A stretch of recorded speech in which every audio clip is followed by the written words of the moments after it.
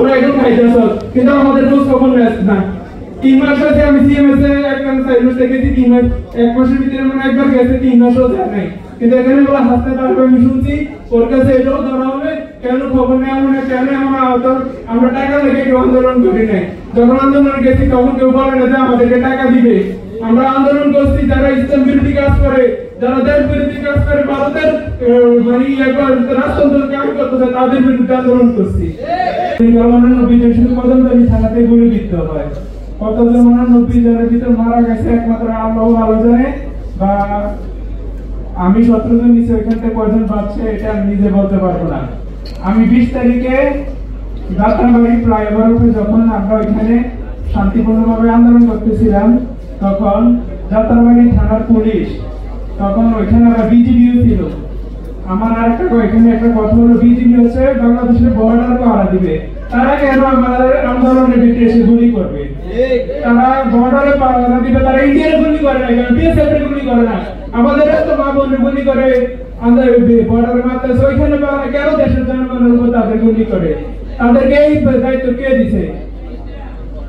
আমি নিজেও 19 তারিখে 20 তারিখে আমার পিছনে সিলেগুলো অনেকগুলো লাগে, আমার এগুলো আমি বার করছি বা করছি। এরপর আমি 21শে জুলাই সোনিয়া কার্পেট আপনার ফোটাবার ব্রিজের কাছে আমি গুলিবিদ্ধ হই।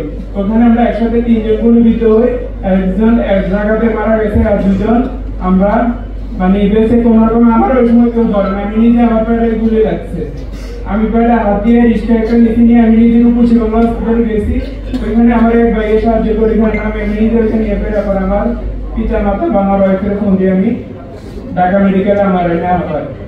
কিন্তু আমার কথা হলো বিজিবি এভাবে গুলি গেছে। এরপর আমি 21শে জুলাই আমাকে ঢাকা মেডিকেলে নেওয়ার পর আমি ওখানে চিকিৎসা নেই, নেওয়ার পর আমার ওই দিন গেলে আইসিউতে ঢুকানো, 14 দিন আমি লাইফ সাপোর্টে ছিলাম।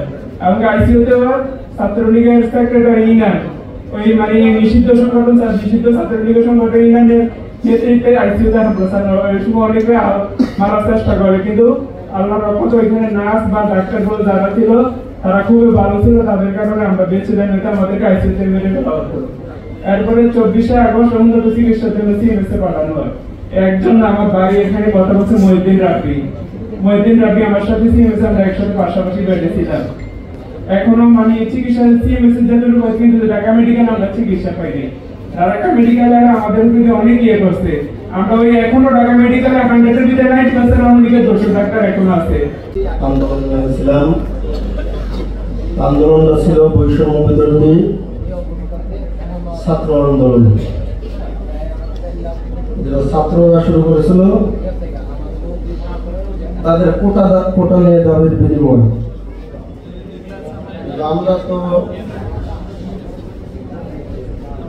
আমরা তো তাদের চাকরি, তাদের বিভিন্ন কোটা মুক্তি দেখেন, এগুলো বিভিন্ন কিছু নিয়ে আন্দোলন করেছিলেন, কিন্তু আমাদের তো আর কোটা দরকার ছিল না। আমরা কিসের জন্য নামলাম? আমরা নামলাম যে ফ্যাসিস্ট সরকার যেভাবে দেশ ও দেশের মানুষ এবং ইসলাম বিরোধী কর্মকাণ্ড শুরু করেছিল তার বিরুদ্ধে। তখন আমাদেরকে বলা হয় নাই যে আন্দোলনে নামলে 2 লাখ 5 লাখ টাকা দেওয়া হবে, কিন্তু এখন দেখা যায় আমরা আহত হওয়ার পরে যারা সরকারে আছে তারা বলতেছে যে কোন উপদেষ্টা বলে 1 লাখ, কোন উপদেষ্টা বলে 50,000। আমরা তো টাকার জন্য আন্দোলন করিনি, আমরা যার জন্য আন্দোলন করছি মোটামুটি সফল। এখন এই সরকারের কাছে আবেদন থাকবে যে যাতে এই দেশে কোনো ইসলাম বিরোধী কাজ না হয়, সেজন্য সরকারের প্রতি আমরা আহ্বান জানাবো। ধন্যবাদ। জি, এরপরে মেহেদি হাসান ভাই।